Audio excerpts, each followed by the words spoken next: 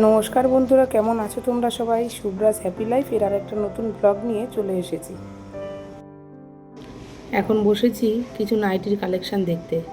এই দাদা আমাদের বাড়িতে এসে নাইটি দিয়ে যায়, এনার কাছ থেকেই আমি আমার যা সবাই নাইটি রাখি। এত সুন্দর সুন্দর কালেকশান যে বাইরে কোথাও যেতেই হয় না। আমার যা পছন্দ করেছে এই নাইটিটা, আর আমার মায়ের জন্য এই নাইটিটা নিলাম। দেখো তো কেমন লাগছে। এত সুন্দর সুন্দর কালেকশান, আর দামও রিজনেবল প্রাইসের মধ্যে। অর্ণবীও নিজের জন্য দু একটা পছন্দ করেছে। অবশেষে 3 মা মেয়ে এই 3টে নাইটি পছন্দ করে রাখলাম। দেখো তো কেমন হয়েছে। চৈত্র সংক্রান্তির জন্য আজ আমাদের নিরামিষ রান্নাবান্না হয়েছে। উচ্ছে আলু ভাজা, আম দিয়ে টকের ডাল আর নিরামিষ সোয়াবিন। খাওয়া দাওয়া সেরে তারপর তোমাদের নিয়ে যাব একটা খুব সুন্দর জায়গা। এখন আমরা যাচ্ছি কর্ণমাধবপুরে। ওইখানেই হবে চড়ক মেলা।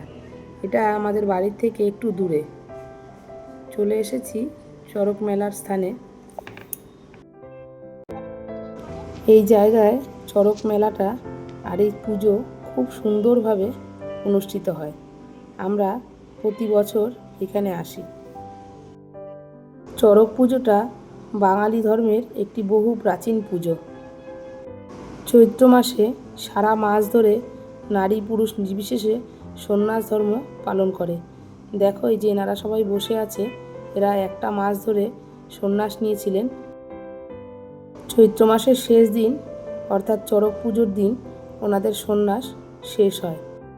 এই একটা মাস ধরে ওনারা সন্ন্যাস জীবন পালন করেন। সাথে সাথে ফলাহার আর সাধারণের বাড়িতে গিয়ে ভিক্ষাবৃত্তি করে নিজেদের জীবন অতিবাহিত করেন। চড়ক পুজোর দিন এই কুমিরটি বানানো হয়, এই কুমিরটিকেও ওরা পুজো করে।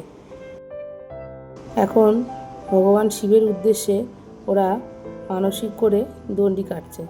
সত্যি কথা বলতে কি, ছোটোবেলায় এরকম সন্ন্যাসী মানুষদের বাড়িতে অনেক আসতে দেখতাম।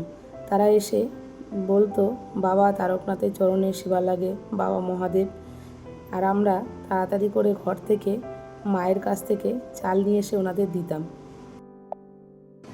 এইখানে সর্বসাধারণের জন্য একটু ঠান্ডা পানীয়র ব্যবস্থা করেছে। হলো পাশের মেলাটা একটু ঘুরে দেখি। এখানে বাচ্চাদের একটু খেলনা বসেছে, আর এখানে বসেছে লস্যির দোকান। এখন যেসব মানুষরা পটিজাপ দেবেন তারা ঠাকুরের মালা পরে নিজেরা সেজে উঠেছে, আর এইখানে বাসের ওপর উঠে রেডি হয়ে গেছেন। এই এত উঁচু থেকে ওনারা লাফ দেবেন।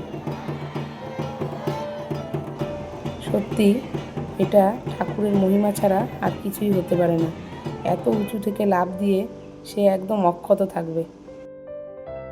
এখন সবাই ওনাকে নিয়ে যাবে মন্দিরের দিকে। আজকের এই ভিডিওটা তোমাদের কেমন লাগলো আমাকে অবশ্যই জানিও।